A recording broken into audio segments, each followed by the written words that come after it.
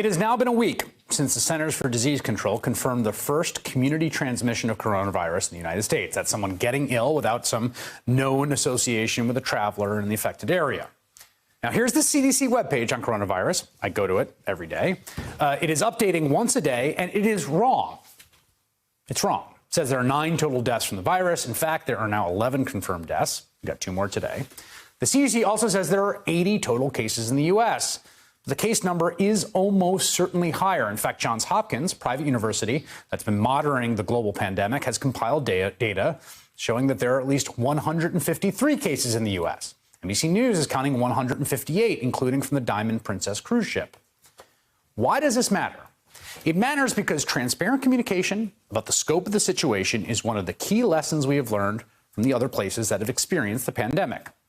We here in the U.S. are getting this rather late. We have the benefit of learning from the mistakes of the many countries that came before us in the trajectory of this virus. And there are 2 things that we have learned or should have learned. 1, you have to be clear, honest, and transparent about the scope of the virus and infection. And you need to test to do so. We are failing to do that miserably right now. Yesterday, finally, nearly a week into his tenure overseeing the response to coronavirus, Vice President Mike Pence said the U.S. plans to send out 2,500 testing kits by the end of the week to test up to 1.25 million people. That's a start, but it is still going to take too long to get that testing capacity up and running nationwide.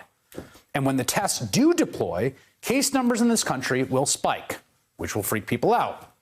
They shouldn't be. The whole point is that we do not know how many cases there are because inexplicably we have not been testing nearly enough now for at least a week and probably longer.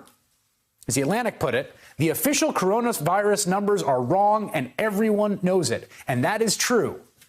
Every expert I have talked to, from doctors to epidemiologists to public health experts, they are tearing their hair out of the fact that we do not know how many cases there are.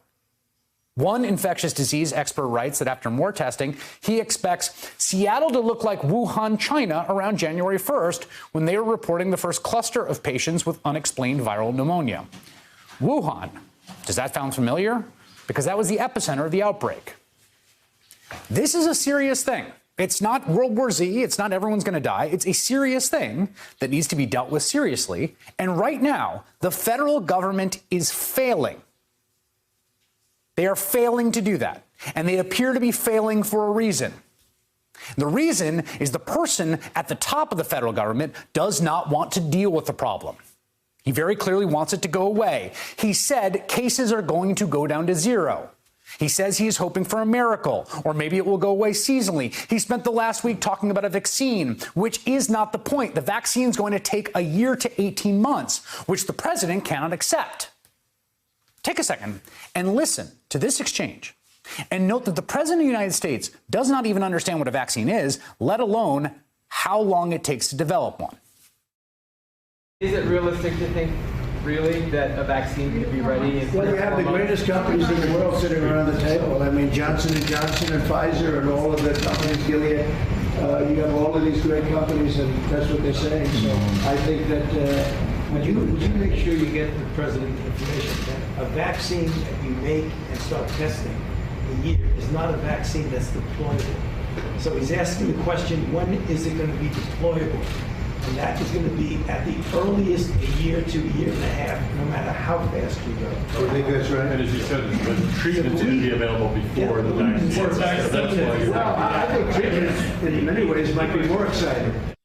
You see what happened there? Anthony Fauci had to intervene in the middle of the meeting to get the pharmaceutical executives to explain back to the president, who wants a vaccine in a month or 2, that that's not happening. That's going to be 18 months. Fauci had to just speak up to make sure that they communicated accurately.